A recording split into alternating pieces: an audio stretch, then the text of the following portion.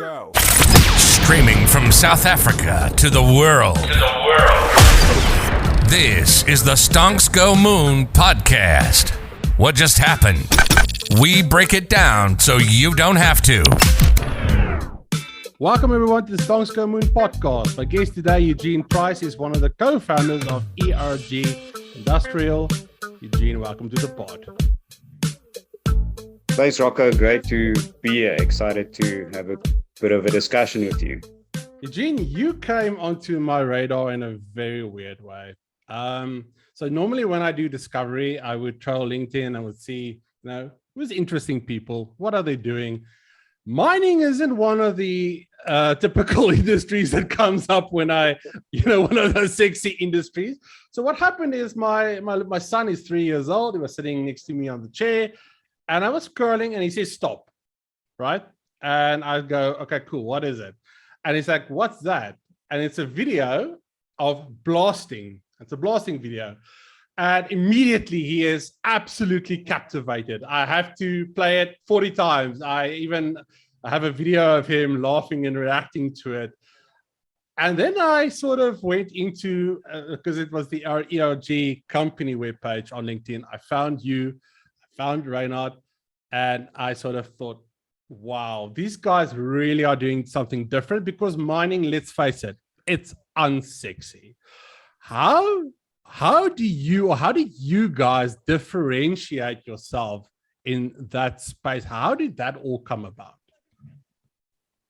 Yeah, so Rocco, first on your son watching the blast videos, I believe my son's about the same age. And also, I think probably half the views of the blasting videos on LinkedIn is my own son scrolling my own feed. But yeah, in terms of where it came from, where it started. So we started our company in July of 2019, and from there, quite a bit of a roller coaster with COVID that came in early 2020. Yeah. And at that point, around about March of 2020, we kind of ran out of steam in terms of exhausting our own network and the network of our network and their network and so on. Yes. So we were actually actively trying to find some type of mechanism to generate some inbound leads for our company, so that we could move away from 100% cold calling essentially to getting some inbound leads. And for quite some time, we were searching for what's the biggest return on investment. Should we spend a ton of money on SEO and website and all of that? And we realized that the audience we wanted to reach, the only place we could really reach them was through LinkedIn. Even though I'd say maybe 50% of mining industry is not on LinkedIn even. No, still. they're not. And I mean, I've spent a decade in the downstream energy sector, and I'll tell you, those procurement managers are hard to find. It's sort of, they are gatekeepers to, it's like, how do I get them? How do I get to them? So I know exactly, you're like preaching to the choir. Yeah, I mean, you with your background in oil and gas, I mean, you'll know as well as I do. It's they're an enigma. You have to know somebody's uncle to actually reach them. So is and they're like lurkers, but they're there. So how do I get them? Exactly. How do you get them? So what happened after we kind of set off on this this approach to see what platform we could use? The one day I was scrolling LinkedIn, it was sometime in March last year, and I started noticing this guy that seemed to be killing it on LinkedIn, getting lots of reactions, lots of views. And for a couple of weeks, I followed his posts and I started picking up, let's call it a pattern. What I started thinking is this. Can you remember what his name was? Can you remember who it was? Yeah, his name is Talefani Banks. He's the CEO of a company called Analytics Advertising. Oh, there you go. So I checked Talefani there on LinkedIn and I saw what he was doing. And being an engineer, I saw someone running tests. He was testing the algorithm, seeing what worked, what didn't work, posting derivatives of similar content. Yes. So then I decided, look, let me reach out to him. I know pretty much nothing about social media. Yes. And we met up for coffee and had a chat. And from there, that's where we as ERG Industrial decided let's give it a go. Because when you start out on LinkedIn, you need to find a mentor, right? My mentor was Casey Graham from a company called Gravy in the United States. I started following him in December of last year, and also learned through that, because it's a very intimidating platform to go on. And I feel sometimes there's a lot of people that's trying to sell you into a course or like a mentorship, whatever. You just need to find your industry and what you want to achieve, and like find that mentor. So that's pretty cool. So that's why I ask you, like, who is that guy and who was it for you? So right, okay, now we've established, right, we followed him, we had a coffee, which is awesome. Where did you go, and then where did you go from there? So where we then went from there is, and you rightly say, having a mentor, somebody that has gone through the ropes and understands the platform, it is invaluable. So we then engaged with analytics advertising to see whether we can work together on a short-term basis, and we gave it a go working with their team, and unfortunately, at no fault of their own at analytics advertising or that of Talafani, we saw that in our niche space of mining, you can't really outsource any type of content creation, because you need intimate knowledge of the industry, of the technical stuff that we do. So we then parted ways with analytics advertising after about 2 months, and decided we'll do all of our content in-house, the editing, the production, the writing of the text, all of that in-house. And from there, kind of the rocket ship started taking off. Look, if I can share our hypothesis at the outset.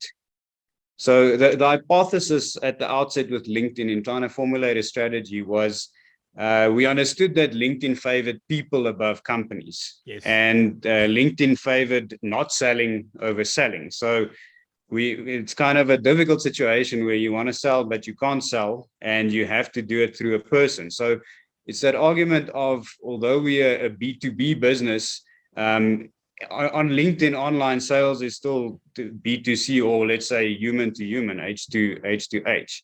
Oh, I love that. So human, yeah. Based on that, we then had to choose a face for the company. So I was the chosen one. Not that I had the best face, but it was most likely to succeed in terms of what we wanted to achieve. Listen, Eugene, I got accused last season of picking very handsome males as a prerequisite of coming on the pod. I'm going to get blasted again because you are ruggedly good looking, and I promise this is not a SGM strategy. Women of LinkedIn, get off my back. So basically, I've started seeing you and Reinhard, which is also another good looking gentleman. And I coined the term mindfluencers, because we in finance have finfluencers, and you guys, I said you are mindfluencers, because we see you in, I would say, dramatic shots, right, on the mine or in a quarry, or aerial shots, and you've got the shades on and you just look so fucking cool.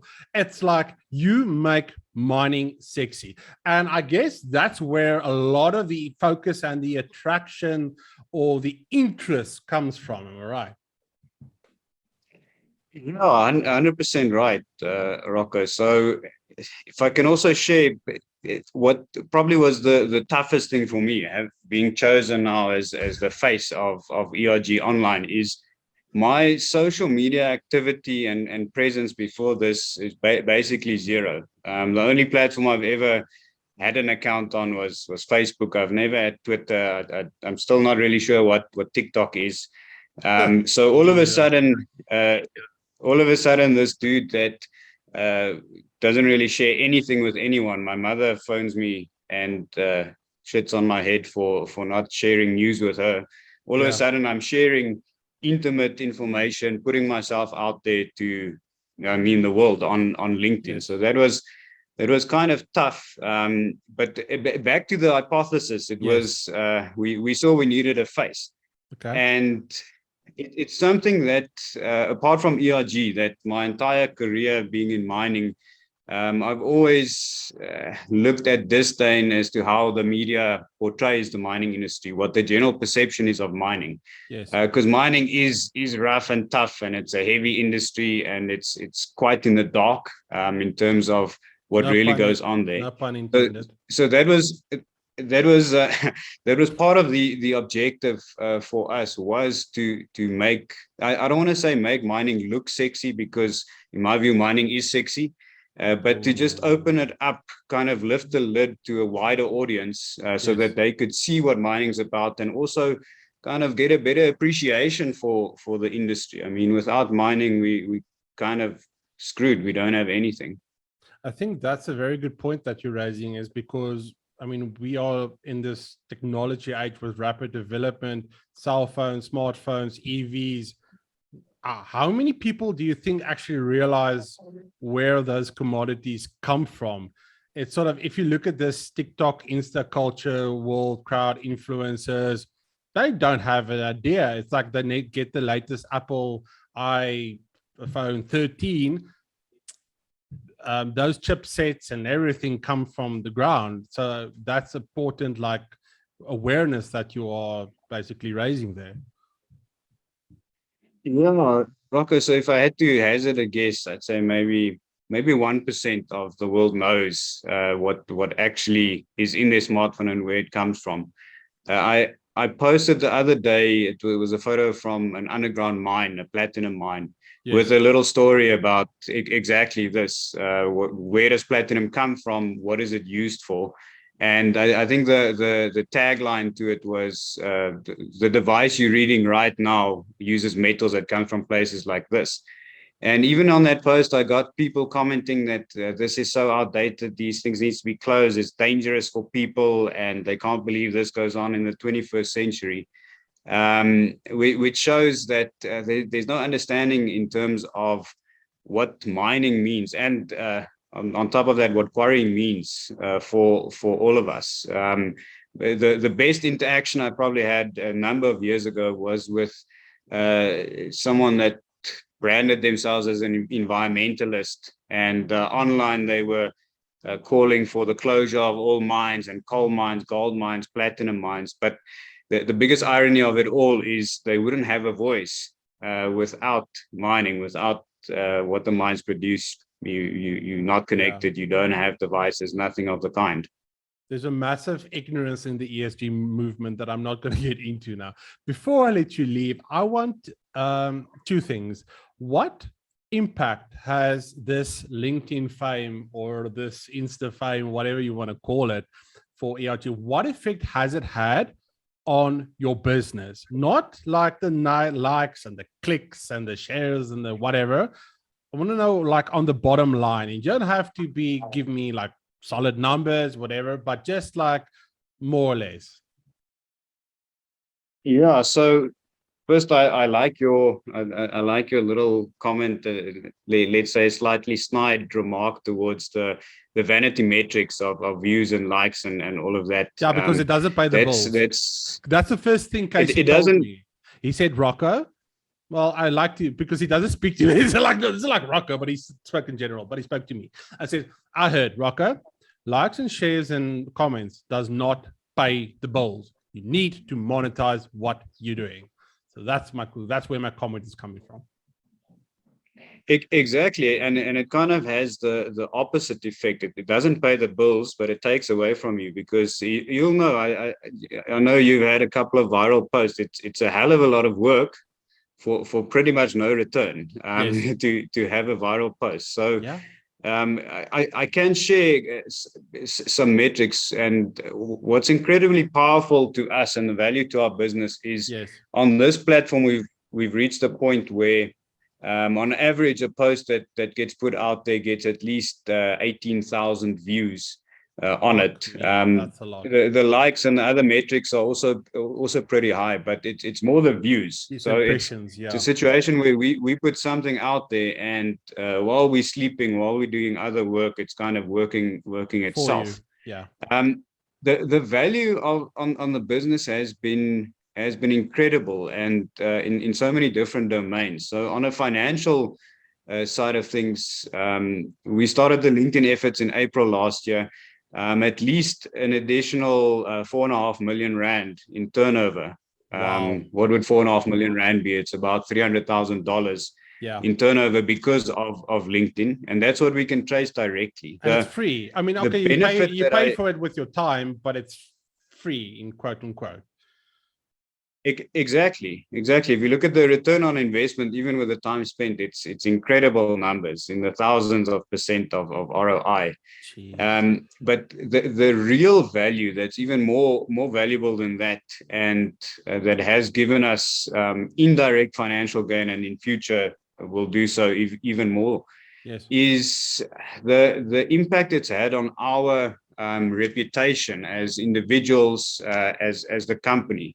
Before we started putting ourselves out there on LinkedIn, we would be dealing with a certain level of people in the hierarchy of mining, if that makes sense. That was the second part of my question. Wow, we didn't think that was the second part of my question is, where would you need to start if you want to go on this journey? So I think that's where you're going. Yeah, and it's the value we have there. We're now in a position where I had this conversation with someone the other day where we spoke about perception, public perception of yourself. And I don't like the word perception, because it kind of implies that what's perceived and what's real is not the same. It's a disconnect. So what we put out there is what we do. There's no bells and whistles attached. So we've built up the reputation by just showing people this is what we do, this is how we work, this is our business philosophy. And we're now in a situation where we get so many inbound leads. We have CEOs of big companies reaching out to us and saying, do you want to work with us on blasting? Can we set up a meeting? So before, where we entered from the bottom, now we're entering from the top. And it's expedited massively our progress and our success and our growth for the company. Gina, I'm absolutely dumbfounded. It's a South African success story. It's going to become an international success story. If the listeners want to connect with you offline or online, where's the best place to find Eugene and ERG? So Rocco, thanks for that. And we're super excited for the future. We already started doing business up in Israel, in Poland, in Canada, in Suriname. So we are truly going global at this stage. Anyone that wants to reach out to me, best would probably be via email or via my cell phone number. The issue that I'm having with LinkedIn direct messages is in any given week, I probably get about 200 different messages from job seekers and people wanting to share ideas and so on. So it can kind of get lost in the ocean. Things of becoming famous, yes, it's right. It's dealing with the inbound messages. But we'll link this in the comments as well, where people can reach you. Eugene, thank you so much for joining us today. To our listeners, peace, love, and prosperity. We'll catch you in the next one.